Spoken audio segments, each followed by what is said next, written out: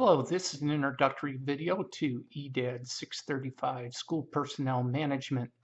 For those who don't know me, my name is Greg Gear and I will be your instructor for this particular section of the class. I just wanted to let you know a little bit about my background for those who are unfamiliar with it. I have over 40 years in education now. 30 plus of those were in the K-12 setting. I was a social studies teacher and coach in middle school and high school, and also worked my way through the administrative ranks as dean of students, assistant principal, house principal, principal of a middle school, and then the last 8 years of my PK through 12 career was spent as a superintendent of schools. Uh, During that time, obviously, I accrued a lot of experience, and hopefully, I can pass on some of that to you through this course. I think that personnel is one of the most important courses that you will take in this program. And the reason that I say that is that about 70 to 80% of your school budgets are spent on human resources of some form or another. So it is a huge component of what we do as educational leaders. And it does take a lot of our resources, time, and energy. I've often said to my classes over time, I came to the conclusion that probably the hiring and development of our human capital, that is our human resources, is probably one of our most important jobs we do as an administrator. Certainly, the scrutiny that needs to occur to make a good hire is one that I hope you'll garner some skills from this course. Before we get started, a couple general things that I found about these online courses. First of all, you have to be a very careful and critical reader of directions and other items that are part of the course.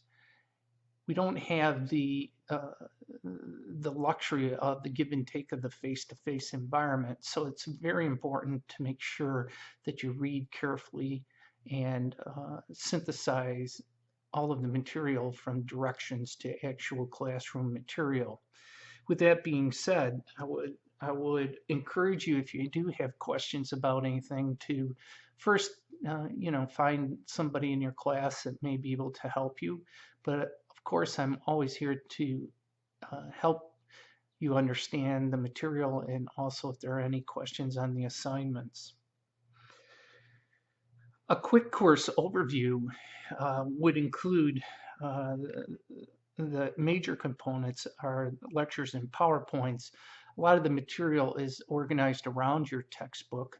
I have sent you out emails regarding the purchase of that textbook. You only need to buy the e-text from Pearson. You don't need to get the hard copy, but if you so choose, that's fine. We are using the 10th edition of Rebor's textbook and human resources.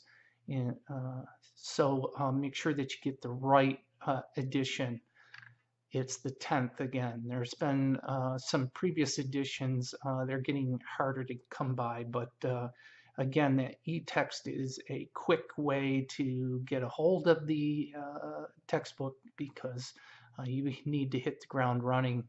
You know that in the summer sessions, the time flies by very quickly, and especially in May and June when you're trying to close up school along with everything else, you're going to have to use your time judiciously.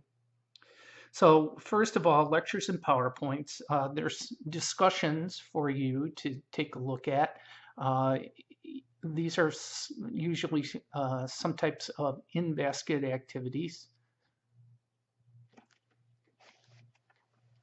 Some in-basket activities that will provide you with some background and test your critical thinking skills. There's also 3 field experiences. While doing these, you should follow this format. You need to delineate and formulate your response to the field experience situation. These are case studies that are of various situations that could occur within educational leadership. Then once you get those three done, you're to work with an administrator and discuss the outcome that you have proposed with your school administrator. Now, make sure that you do all three of the case studies before you approach an administrator to review this with them. That is done just to honor their time in their very busy schedules. There's a couple of other things to do.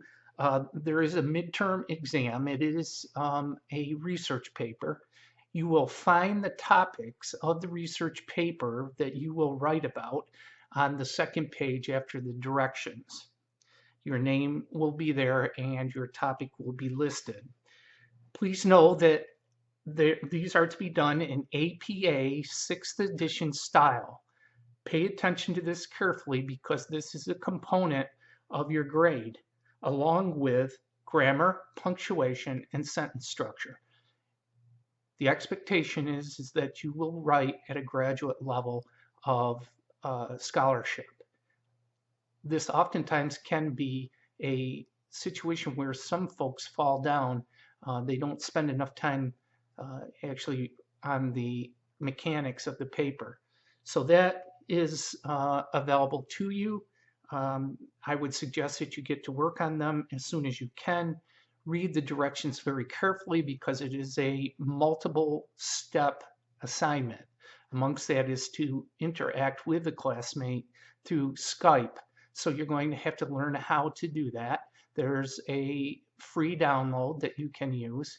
And the reason that I have you do this is becoming more and more prevalent in terms of doing job interviews and also conferencing on various topics for meetings. There's a cover letter and resume assignment that is due very early.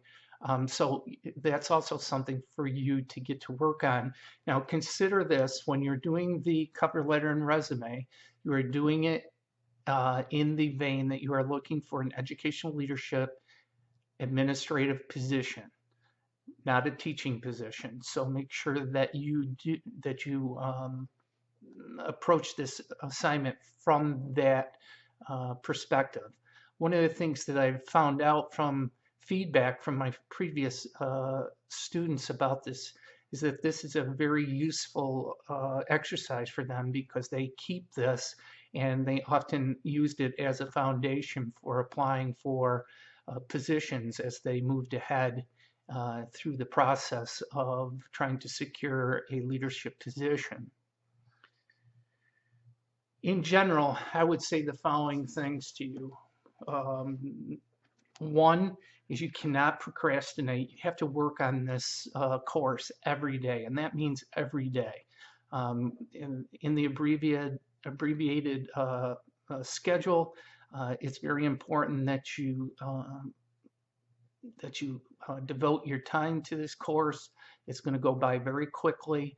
You can't take the weekend off. You can't take days off. You've got to keep working on this right through, or you're going to get overwhelmed by the work. The other thing that I failed to mention, there is a final exam in the class. It will become available to you on May, right at the beginning of the class. If you take a look, it's at the end of the Moodle section. Take a look at that and make sure that you are keeping that exercise in mind as you continue through the course. Also, keep in mind that the directions are that you are to put this final exam in a memo format. In a memo format.